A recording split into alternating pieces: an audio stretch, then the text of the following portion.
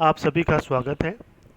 BCom part third EAFM paper first business budgeting व्यावसायिक बजटन के इस व्याख्यान माला में आज हम बजटों के प्रकार फर्स्ट के बारे में चर्चा करेंगे।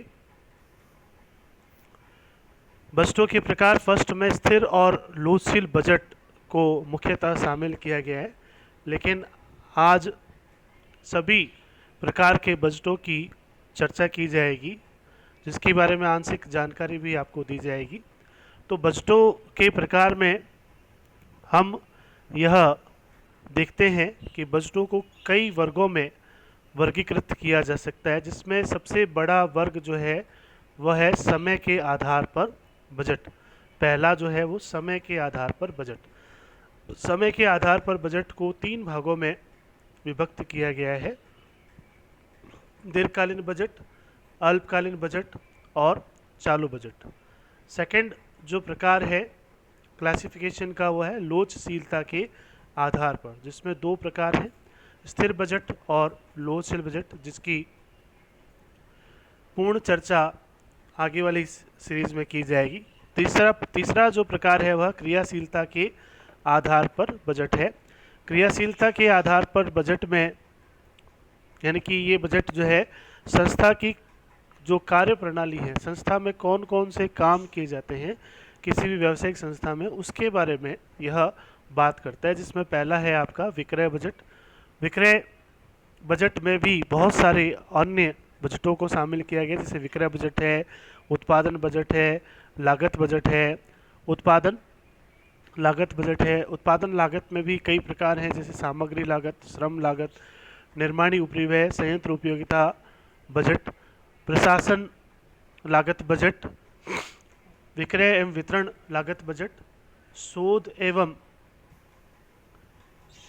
विकास लागत बजट, वित्तीय बजट। अनेक बजटों की चर्चा की गई है। और दूसरा जो प्रकार है वह है मास्टर बजट, यानी कि क्रियाशीलता के आधार पर बजटों को 2 बड़े भागों में विभक्त किया है। पहला है विक्रय बजट और दूसरा है मास्टर बजट। विक्रय बजट में बहुत सारे बजट हैं।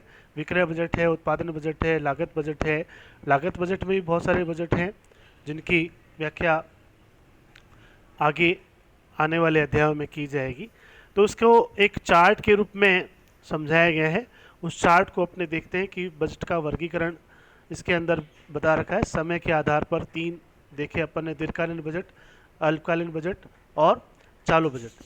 क्रियाशीलता में 2 बड़े प्रकार देखे अपन ने: क्रियात्मक या सहायक बजट और दूसरा मास्टर बजट। क्रियात्मक बजट जो संस्था द्वारा की जाने वाली एक्टिविटीज़ हैं, जैसे विक्रय, उत्पादन, लागत, वित्तीय बजट, इन सबको शामिल किया जाता है।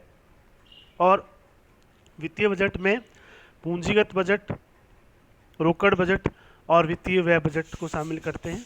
लोचशीलता के आधार पर स्थायी बजट और लोचशील बजट को शामिल किया जाता है। तो समय के आधार पर बजट की चर्चा करते समय थोड़ा सा बताना चाहूँगा कि समय के आधार पर बजट को 3 भागों में विभक्त किया गया है: दीर्घकालीन बजट, अल्पकालीन बजट और चालू बजट। दीर्घकालीन बजट सामान्यतः दीर्घकालीन योजनाओं से संबंधित होते हैं, जो 5 से 10 वर्ष की अवधि के लिए बनाए जाते हैं, जिनका संबंध दीर्घकाल के लिए होता है। अल्पकालीन बजट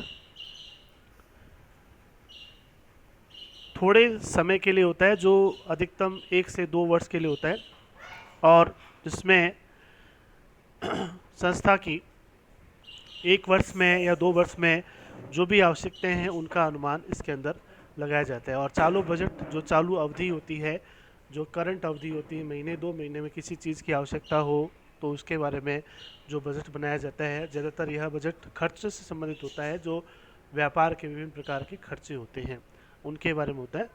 नेक्स्ट है आपका लोचशीलता के आधार पर बजट। लोचशीलता के आधार पर बजट में बजट को 2 भागों में विभक्त किया गया है। पहला है आपका स्थिर बजट और दूसरा है लोचशील बजट। स्थिर बजट सामान्यतः संस्था की लागतों में को ध्यान में रखते हुए एक निश्चित ट्रेंड के आधार पर बनाया जाता है। और लोचशील बजट जो है वह उसमें परिवर्तन कर सकते हैं, जो बजट बनता है उसके अंदर अपने परिवर्तन कर सकते हैं, तो उसे आप लोचशील बजट की श्रेणी में रखते हैं। तो आज के लिए इतना ही, धन्यवाद।